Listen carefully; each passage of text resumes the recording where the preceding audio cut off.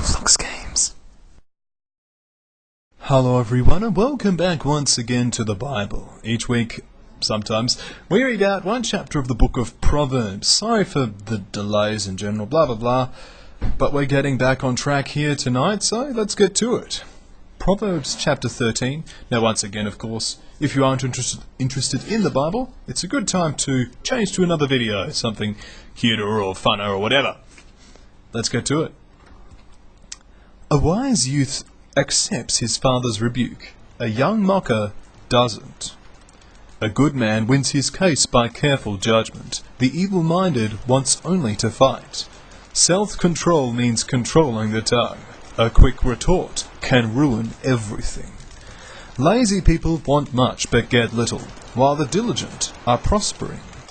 A good man hates lies. Wicked men lie and come to shame. A good man's goodness helps him all through life, while evil men are being destroyed by their wickedness. Some rich people are poor, and some poor people have great wealth. Being kidnapped and held for ransom never worries the poor man. A good man's life is full of light. The sinner's road is dark and gloomy. Pride leads to arguments. Be humble, take advice, and become wise. Wealth from gambling quickly disappears. Wealth from hard work grows. Hope deferred makes the heart sick, but when dreams come true at last, there is life and joy. Despise God's word and find yourself in trouble. Obey it and succeed. The advice of a wise man refreshes like water from a mountain spring. Those accepting it become aware of the pitfalls on ahead. A man with good sense is appreciated. A treacherous man must walk a rocky road. A wise man thinks ahead. A fool doesn't, and even brags about it. An unreliable messenger can cause a lot of trouble. Reliable communication permits progress. If you refuse criticism, you will end in poverty and disgrace. If you accept criticism, you are on the road to fame. It is pleasant to see plans develop. That is why fools refuse to give them up, even when they are wrong. Be with wise men and become wise. Be with evil men and become evil.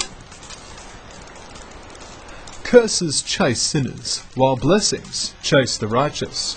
When a good man dies, he leaves an inheritance to his grandchildren, but when a sinner dies, his wealth is stored up for the godly. A poor man's farm may have good soil, but injustice robs him of its riches. If you refuse to discipline your son, it proves that you don't love him, for if you love him, you will be prompt to punish him. A good man eats to live, while the evil man lives to eat. And this concludes Proverbs chapter 13. Next week we'll be on to chapter 14. But I find a few statements in here very interesting. And, I mean, it's Proverbs, so the more you think about it, the more you get out of it. But, Proverbs 13:20